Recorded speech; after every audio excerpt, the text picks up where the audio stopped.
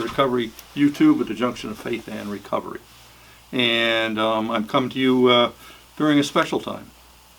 They just, we're having this coronavirus thing, and everything's going on reminds me of a time when I first got sober, and I want to talk about that. I got sober in the 70s, and I was about, this was 78, early 1978, and that would make me 3.5 years sober. Sober a while, but not sober a long time. Well entrenched in my AA circuit. I worked at BU, and I was well entrenched in my AA home groups, and I had friends and AA people and stuff like that.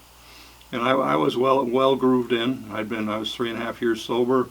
I think I'd been to an AA international conference. I was well integrated into AA, and I knew a lot of meetings around, and I knew people around Boston where I was staying sober. And along came the Blizzard of '78. And the reason I'm doing this is because it was an extraordinary week. Everything stopped. You can go into my daughter, when I was talking about it, she went and Googled it, and there's a whole bunch of pictures and stuff, and all of that's true.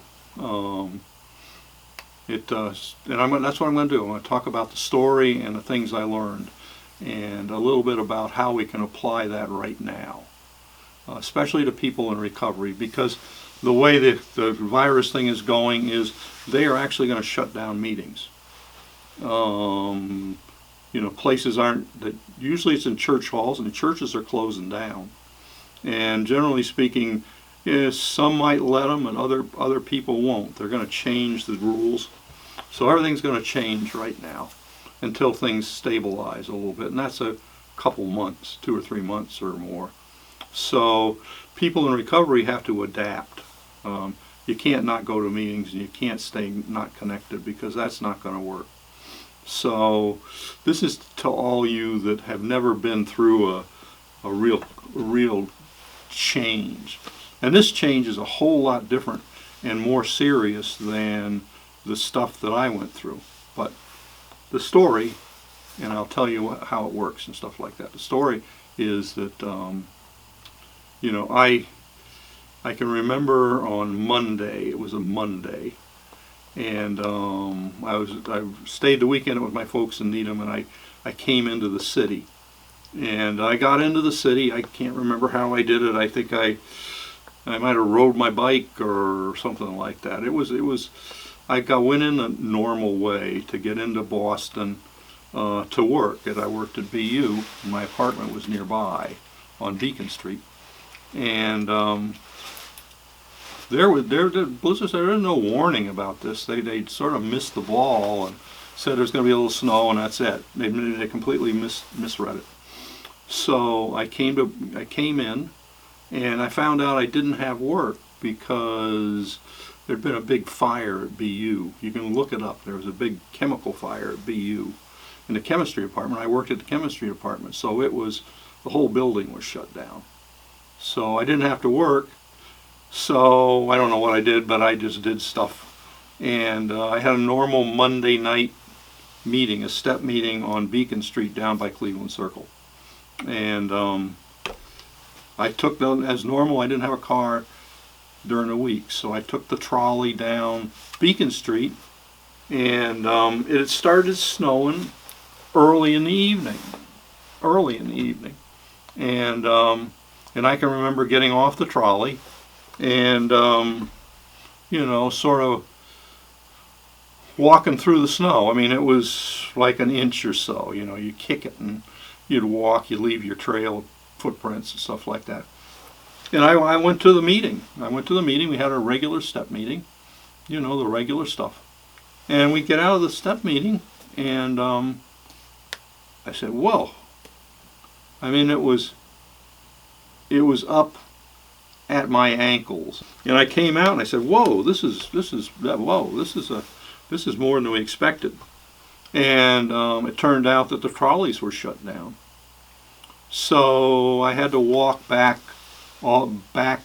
Beacon Street. I can remember walking in the road on Beacon Street. There was no cars around or anything like that. It was just everything was shut down.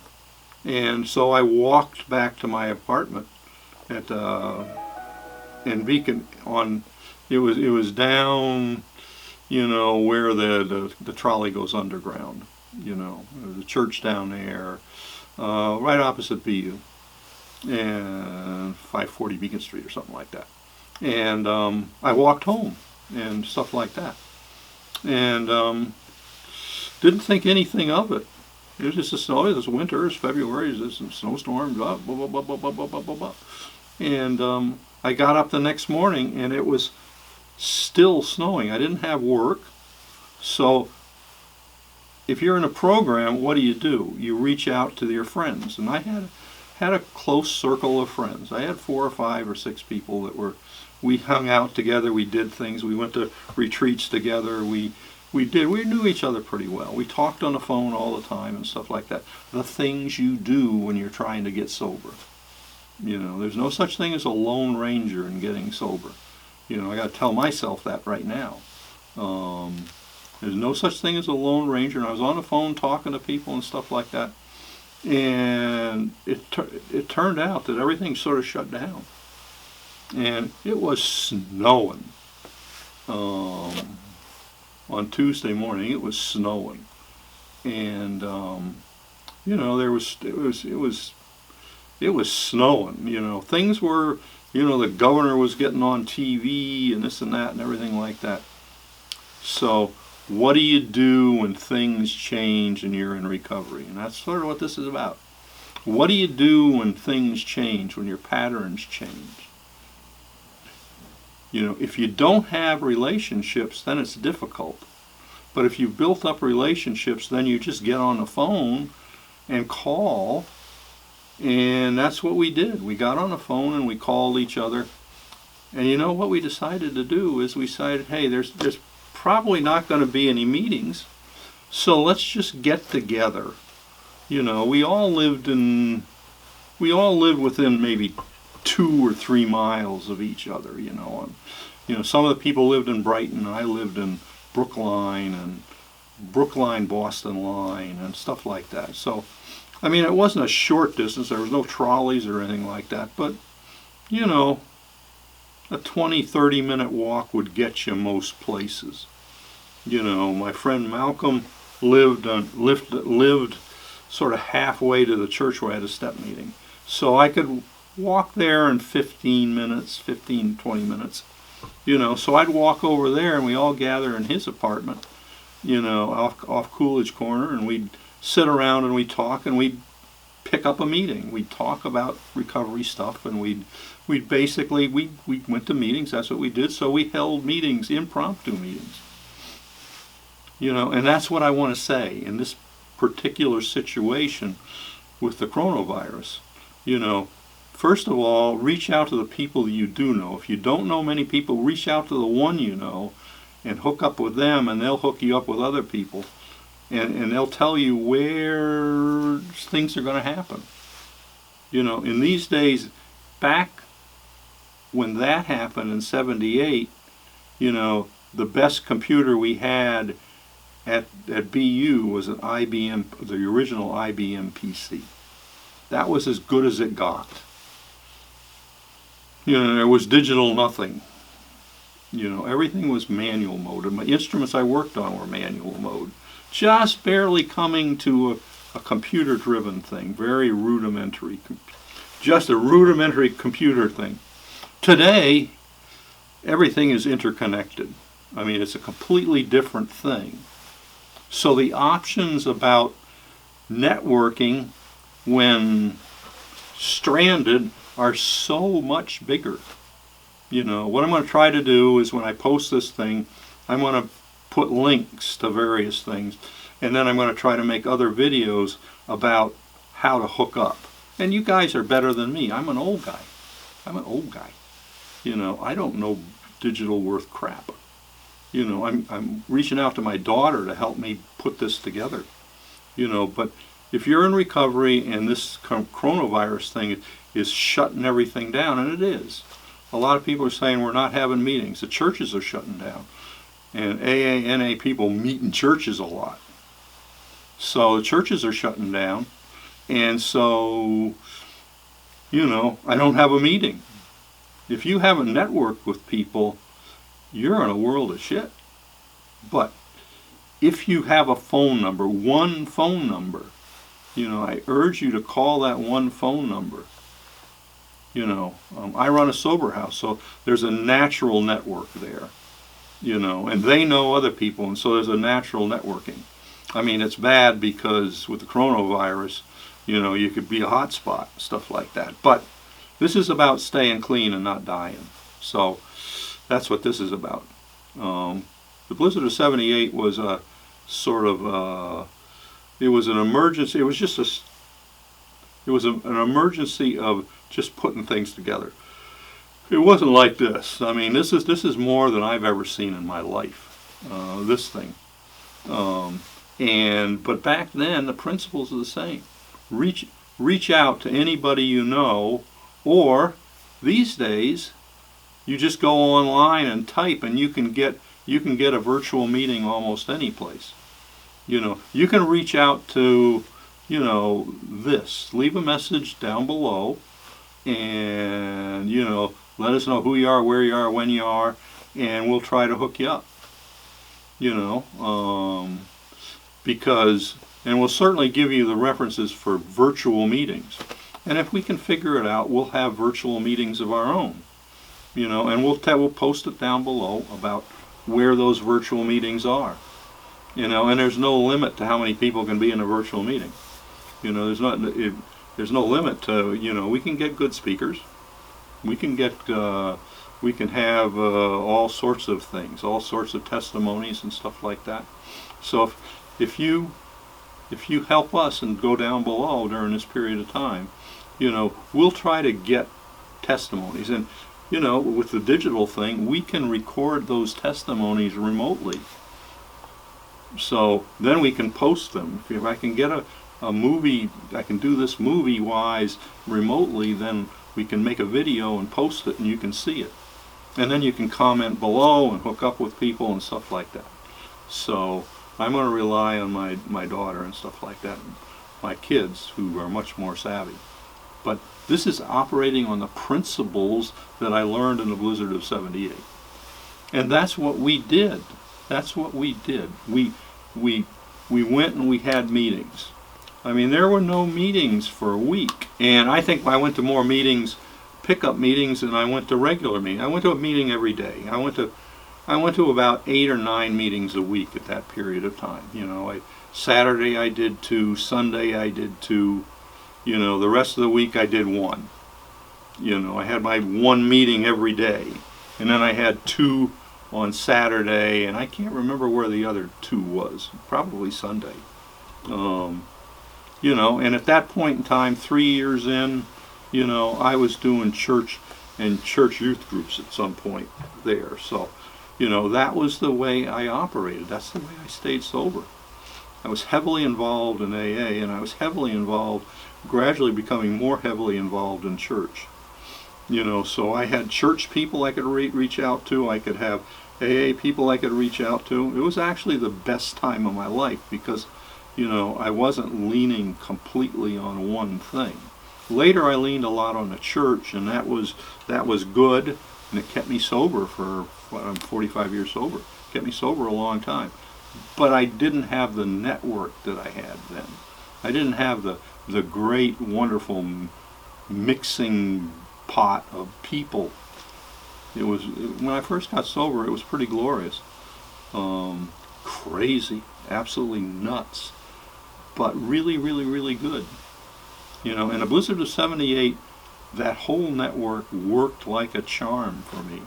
And it wasn't serious like this. It was just, you couldn't do anything. For 5 days, at the end of 5 days, we were running short of everything. and there were no stores open because trucks couldn't get to deliver the stuff to the stores. Near us, a convenience store opened after about 4 or 5 days, and it was like, whoa.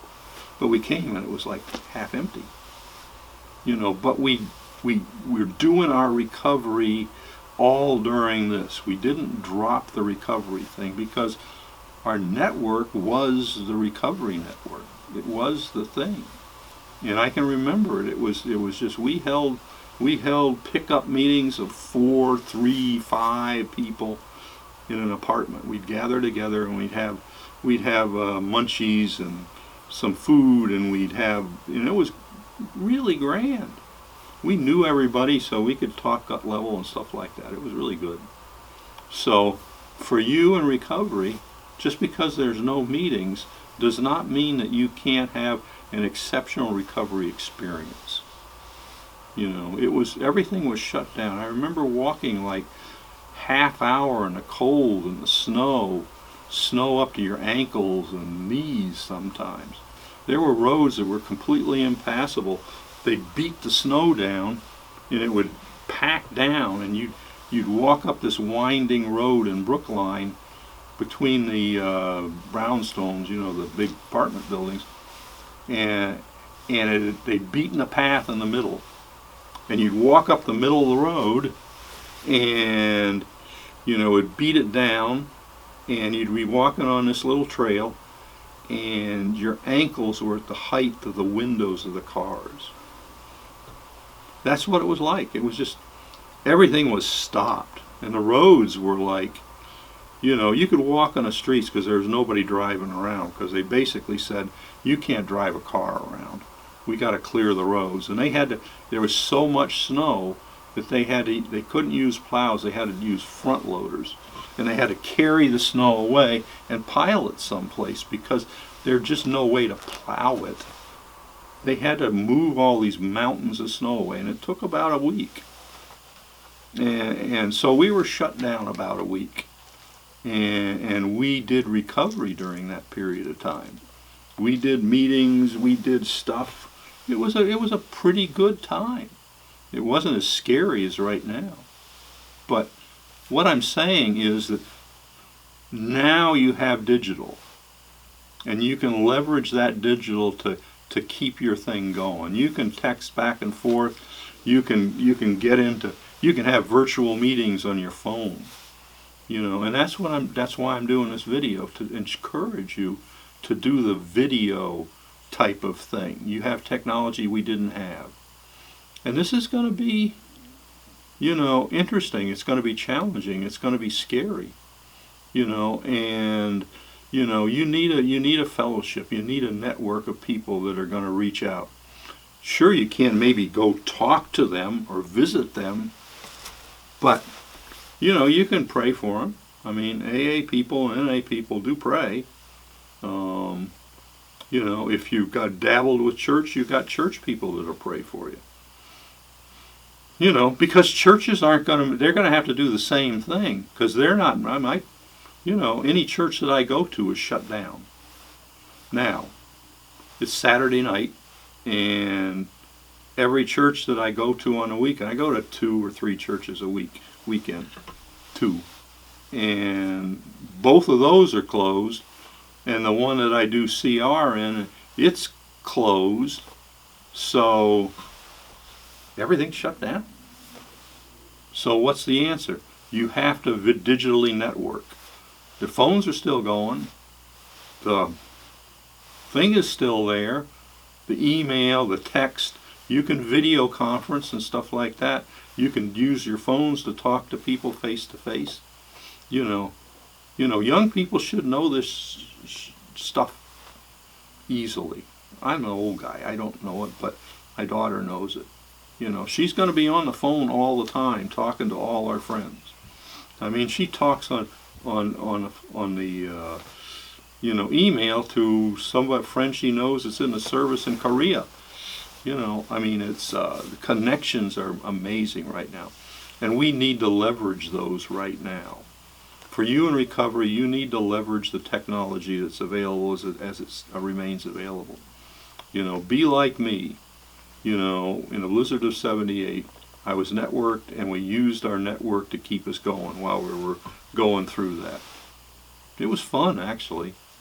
Didn't have to work, but we just went to meetings. It was like a rolling conference for a week, and we knew each other. We knew our stories. We could joke and laugh around. It was actually one of the grandest times of my life. I wasn't isolated. I was good.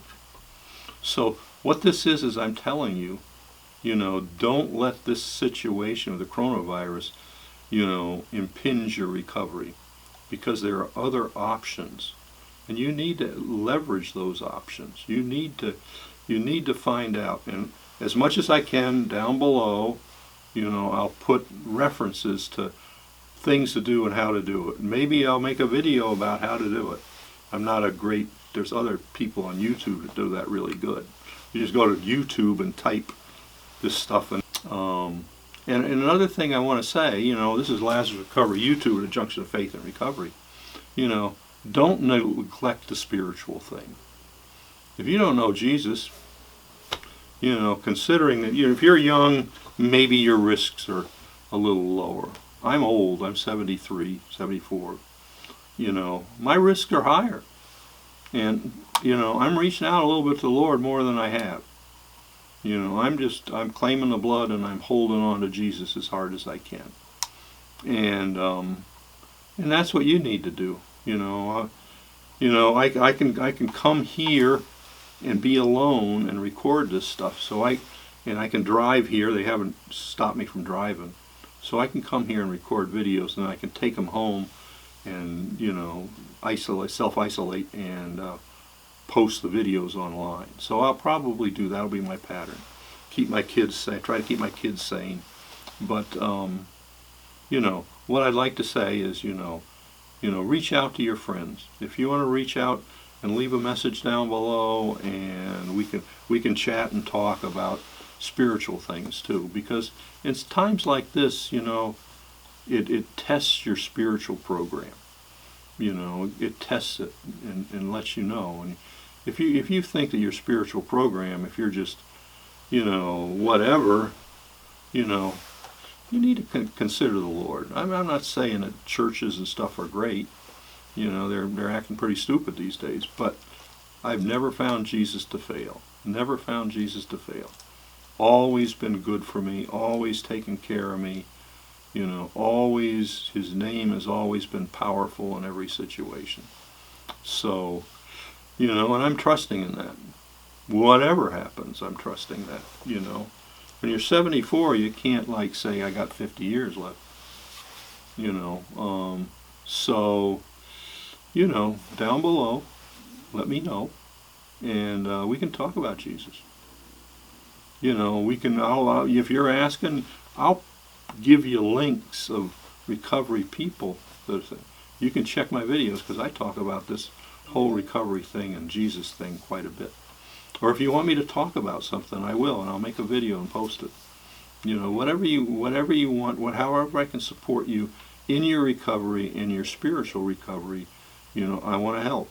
I want to help, and and build an online digital community that supports you. It's not as good as the real thing, but right now, we can't touch really close. So, just down below, subscribe, do whatever you do, but ask a question and I'll answer it, wherever you are, whatever you are. The principles are exactly the same. The blizzard of 78 was for Boston, but there's other things. These are days of complicated things, and sometimes we can't depend on our recovery networks and stability. We got to reach out and form virtual AA, NA fellowships that can support us. And the same with the church. The church has to learn